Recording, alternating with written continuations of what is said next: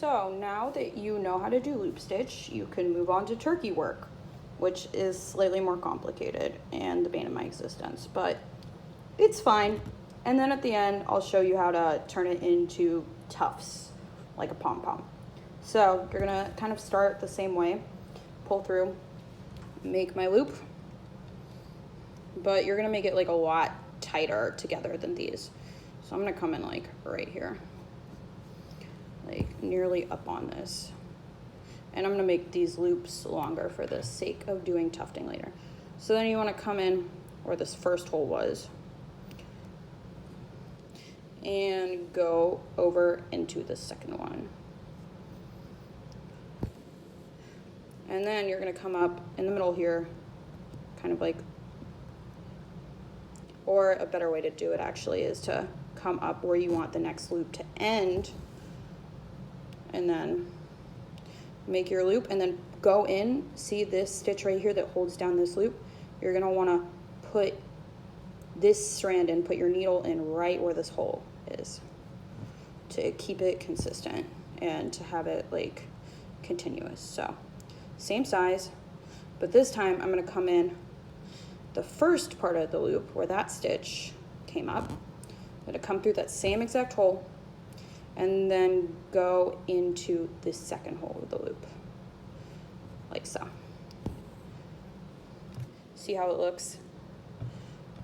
And by going in the same holes that you previously created, you get that continuous look. So I'm gonna come up over here, kind of like back stitch, like where I want the next thing to be.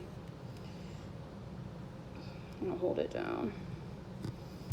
And this is honestly like, I mean, turkey work is like annoying, see what just happened, but it's a little more stationary than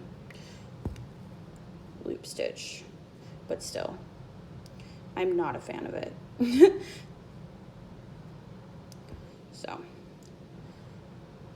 I'm gonna come in through this first hole.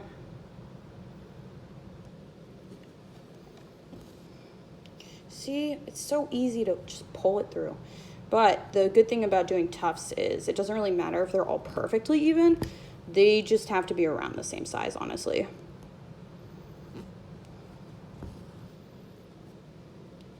Because you're gonna cut them at the end, so you can make them the length you want.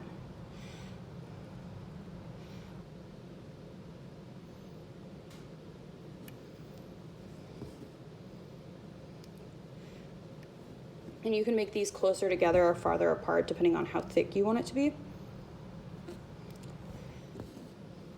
If you want something more fluffy, you're gonna wanna do them closer together.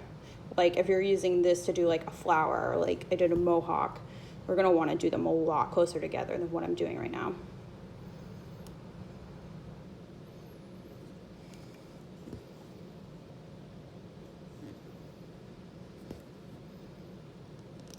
Okay, this takes a lot more thread than, you know, you would think. So it's not gonna go all the way to there, but we tried. All right, so when you're at the end of like your line or how you want it to be, you're gonna come through and make sure this is straight across and that you have covered all the areas. And then you're gonna wanna like tie it off on the back like a normal thread for any other stitch. So then the next step is I'm gonna make this fluffy. I use medical scissors, not embroidery scissors, because they're sharper. And so I'm gonna hold this here and cut. And then the shortest one, I'm just gonna cut in the middle.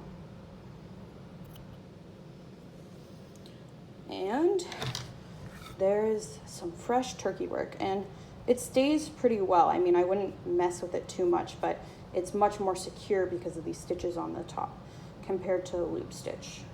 So you can compare them, see the difference, and decide which one you like more.